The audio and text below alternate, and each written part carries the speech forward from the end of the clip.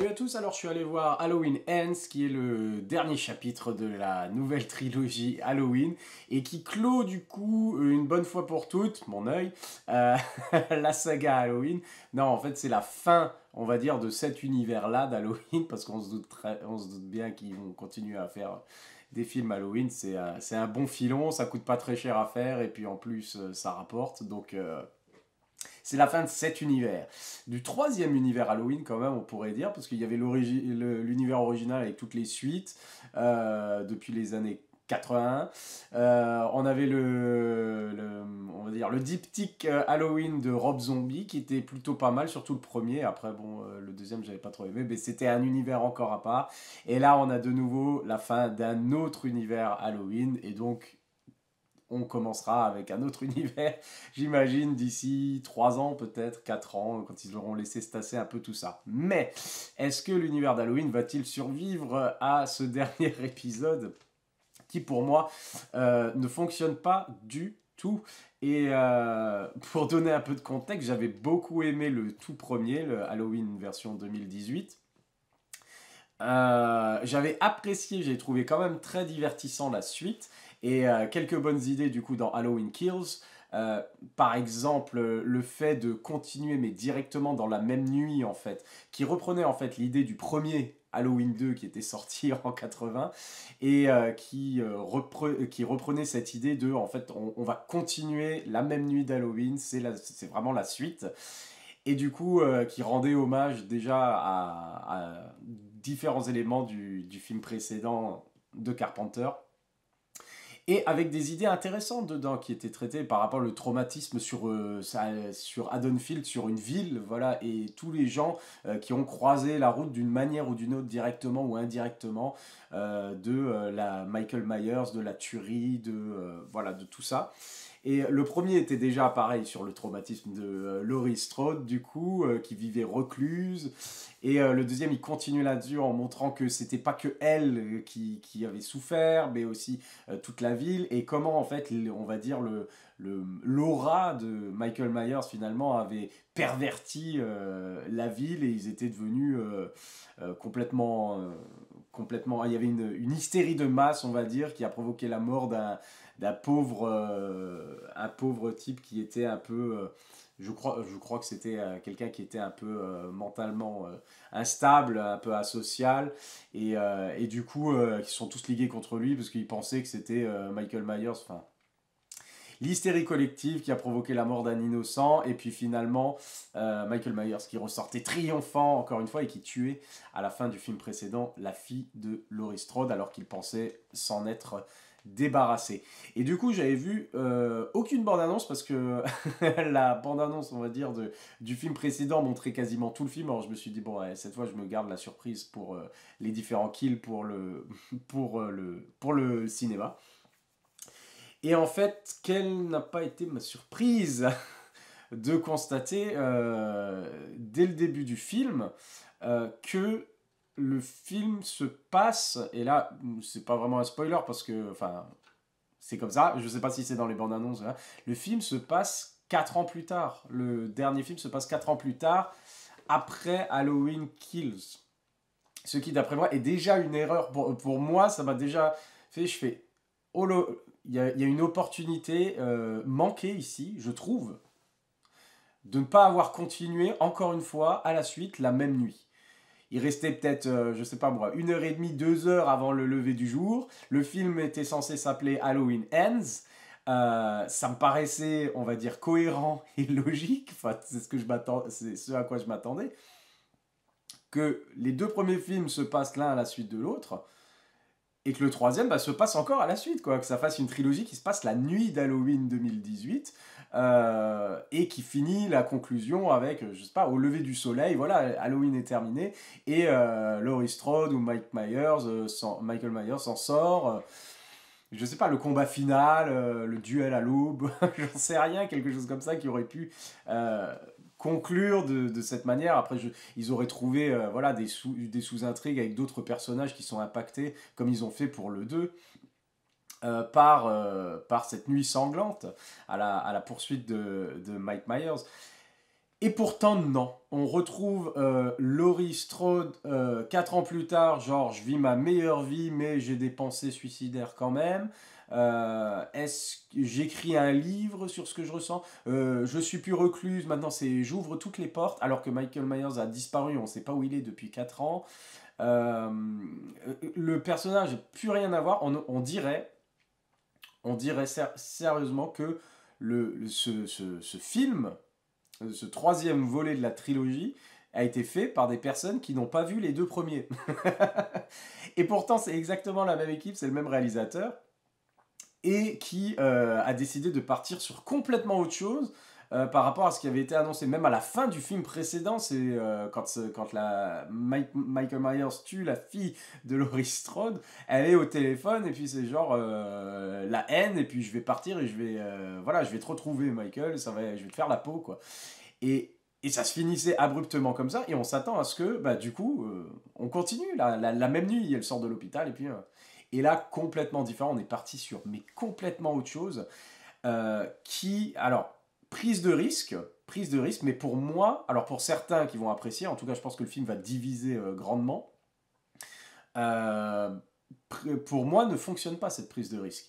Parce qu'ils ont essayé de faire alors toute une réflexion justement sur, encore une fois, le traumatisme et le pouvoir sombre qu'a la prise qu'a Michael Myers sur cette ville de Haddonfield et comment ça impacte les gens et comment ça impacte les survivants et comment ça impacte euh, et en fait, ça avait déjà été traité. Ça a déjà été traité dans le premier, ça a déjà été traité dans le 2, donc c'est bon, la thématique, elle avait déjà été développée. Et là, ils partent sur...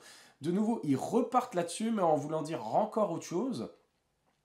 Et il y a des bonnes idées par-ci, par-là, mais qui vont pas du tout ensemble, qui sont mal liées. Et le film est...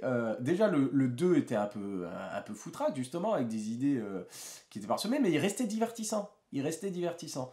Ici, déjà, il met un temps fou à se lancer, ce film. Et on a des pauses d'exposition où les personnages expriment ce qu'ils ressentent. Et on a des genres de monologues qui sont censés être des dialogues, mais ça se transforme en monologue, même de Jamie Lee Curtis. Un pseudo-introspectif, pseudo-psychologique et tout. Et... Enfin, rien de... Alors déjà, c'est super pas subtil.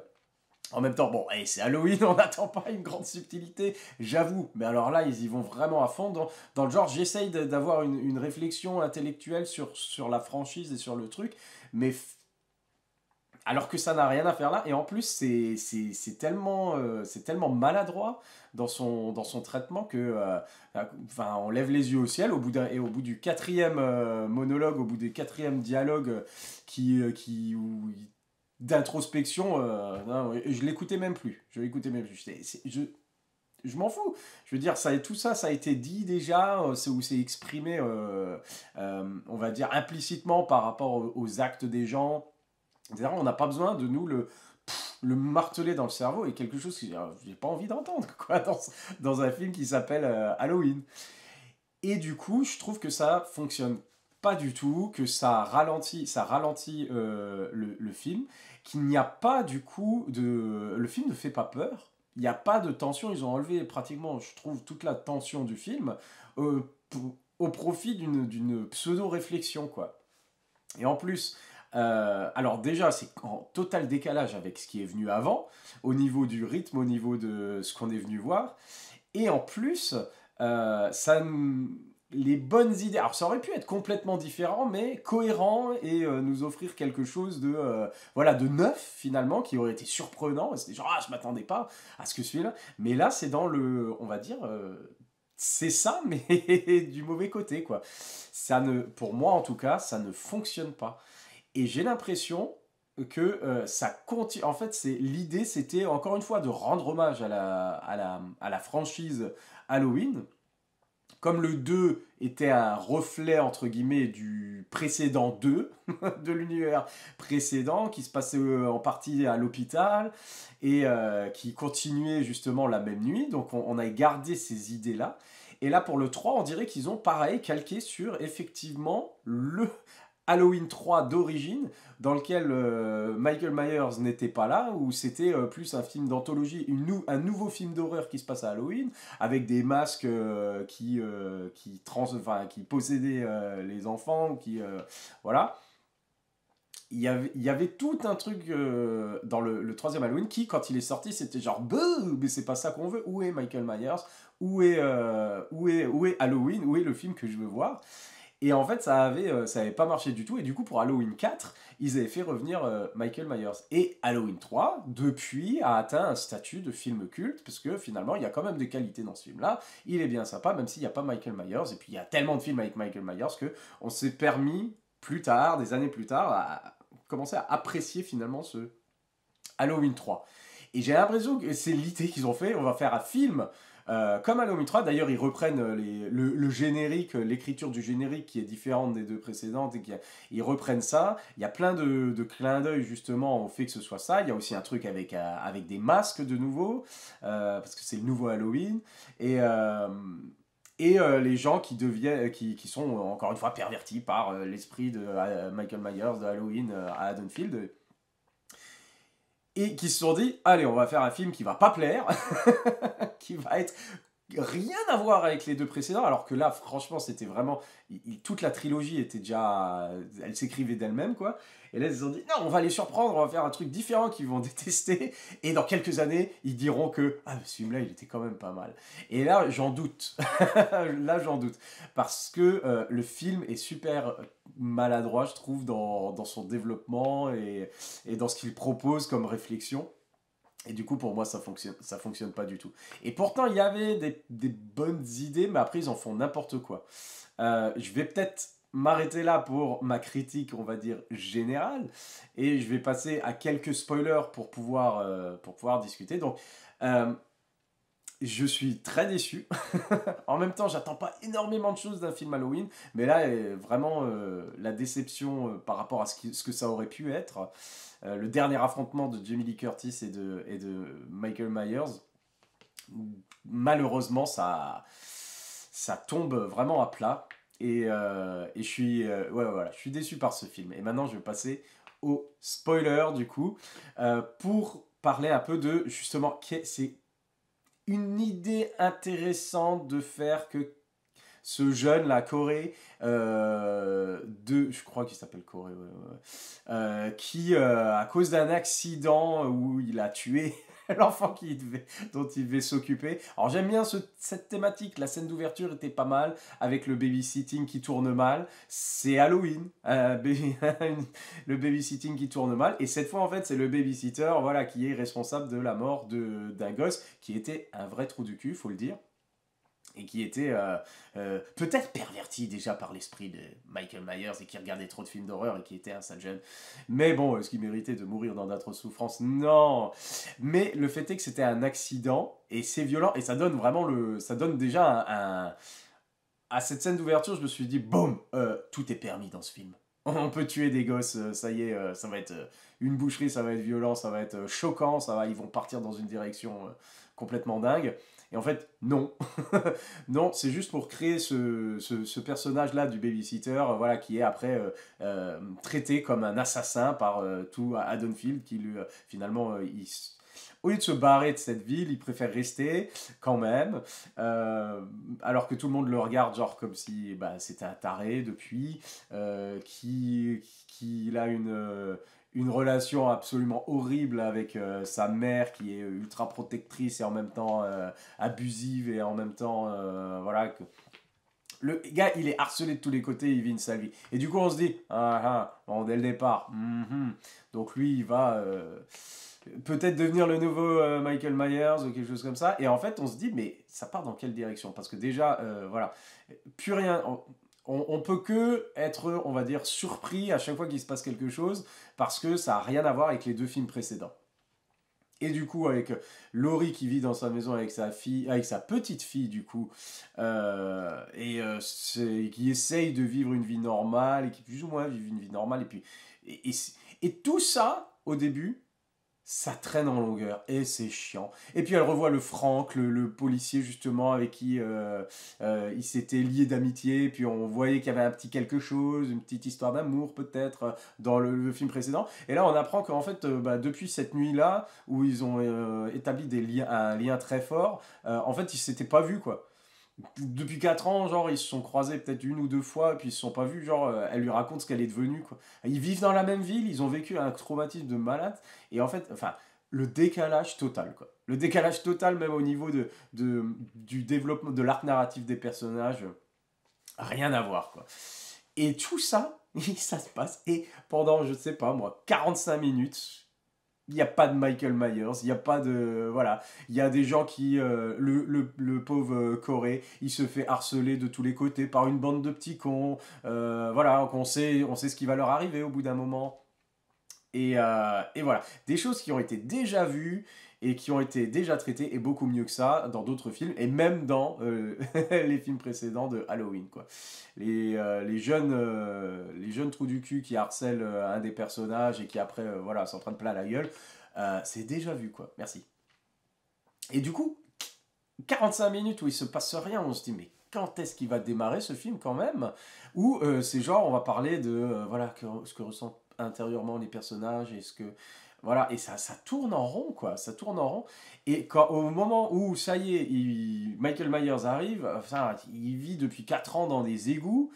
Et alors déjà encore en vie, après tout ce qu'il s'est pris, et voilà, il vit dans les égouts, à côté d'un clochard qui est apparemment joué par le Michael Myers original, et qui a conscience qu'il y a Michael Myers, et qui tue des fois des gens, et que truc, et la cohérence, zéro. Et bien sûr, c'est là que tombe Cory, et puis quand il le regarde dans les yeux, à un moment, il y a un transfert du mal de Michael Myers, voilà, c'est genre, tiens, je te le transfère, va tuer pour moi, ou quelque chose comme ça. Et quand Michael tue, il devient plus fort. Et il y a des idées qui sont un peu intéressantes. Voilà, ça aurait pu faire quelque chose. Mais c'est tellement mal géré, et ce personnage n'a aucun de Cory, enfin, ça part dans tous les sens, quoi. Il y a une scène, il va faire un truc, une autre scène, il va faire autre chose, une scène, il va pleurer, après, il va être en colère, après, il va être... voilà, bon, c'est quelqu'un de perturbé, on a compris.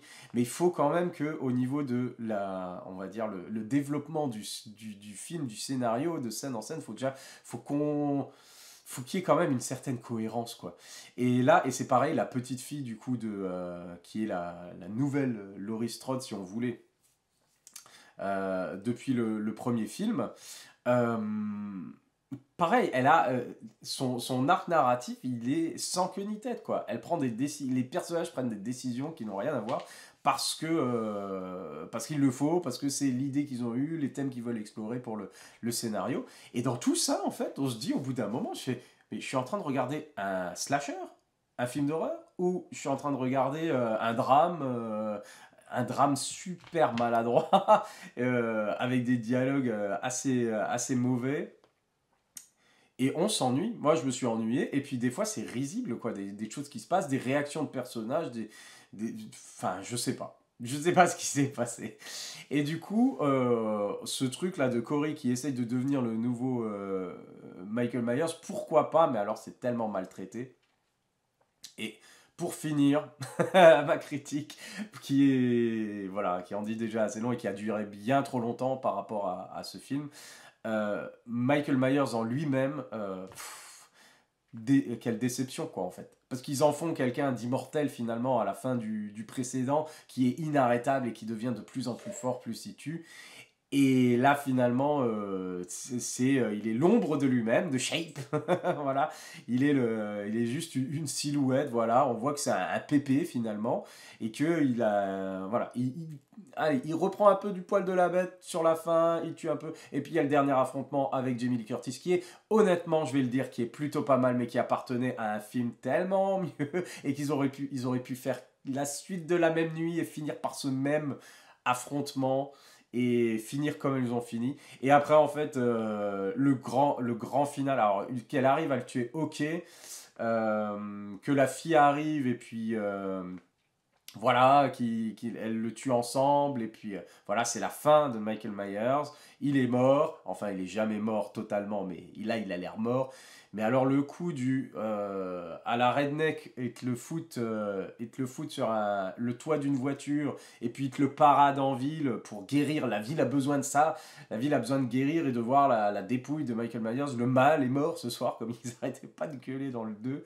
Et ça aurait été cohérent si ça avait été la fin, on va dire, des deux films précédents, si ça avait été la même nuit des deux films précédents, mais par rapport à ce qu'ils ont montré dans tout le film, ça n'a aucun sens.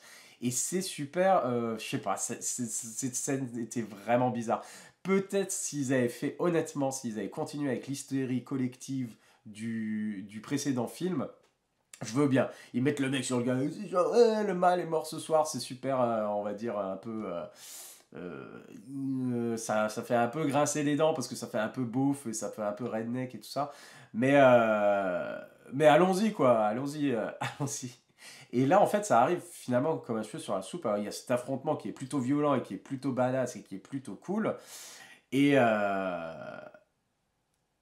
et ils auraient pu finir finalement, voilà, le jour se lève et puis c'est comme ça, et puis voilà. Bon, bref, il fallait qu'ils le paradent, qu'ils arrivent et qu'ils fassent une cérémonie où il est foutu dans le broyeur. Enfin, ils utilisent le broyeur, ils n'arrêtaient pas de le montrer depuis le début du film, et on se demandait quand est-ce qu'ils allaient servir. Et là, c'est bon. Euh, le broyeur de Tchekhov. On a du coup ce final, et après il y a encore des scènes de monologues et de réflexion, bien entendu, mais voilà, ça sert à rien. Voilà. Ils auraient dû finir Halloween Ends, voilà, broie Mike Myers, et puis après c'est bon quoi. Ils terminent le film. Mais non, en fait, ils ont tellement essayé de vouloir dire quelque chose et d'essayer de le matraquer dans nos têtes qu'au bout d'un moment, on n'écoute plus, quoi. On n'écoute plus, et c'est genre, mais fini ton film, maintenant, il m'a assez saoulé. Bref, donc je suis super déçu, ils ont calqué ce qu'il fallait pas, on va dire, sur l'ancien Halloween 3, c'est-à-dire partir sur quelque chose de complètement différent, alors que c'était parti pour être une trilogie bien, on va dire, qui se passe limite en temps réel sur la nuit d'Halloween, et qui aurait été super, on va dire, cohérente dans son propre univers, on va dire, hein, pas par rapport à ce qui se passe bien sûr dans le film, mais par rapport à ses propres thèmes, par rapport à son propre univers, ça aurait été cohérent, mais là ils sont partis sur complètement autre chose et je suis déçu et j'ai pas du tout apprécié ce film et je pense pas que dans 10 ans ce sera considéré comme quand même. Non, non, pour moi c'est un ratage. Il y avait on va dire peut-être quelques bonnes idées parsemées là-dedans, mais qui ont été très maltraitées. C'était une prise de risque, et puis on peut apprécier du coup voilà, la volonté du réalisateur et des scénaristes de vouloir proposer peut-être quelque chose de différent, mais c'était peut-être pas le moment de le faire, pas sur ce film-là. Et en tout cas, ça ne fonctionne pas du tout pour moi, ça justifie pas, voilà. Ça a été mal fait, et donc ça ne fonctionne pas. C'est tout pour Halloween Ends et puis voilà, donc on est guéri de Michael Myers pendant une petite période. Espérons que s'ils font une autre franchise une autre fois, ben un autre reboot et que ça fonctionne un peu mieux et qu'ils se casse pas la gueule à l'atterrissage quoi. Voilà. Allez, à la prochaine. Bye.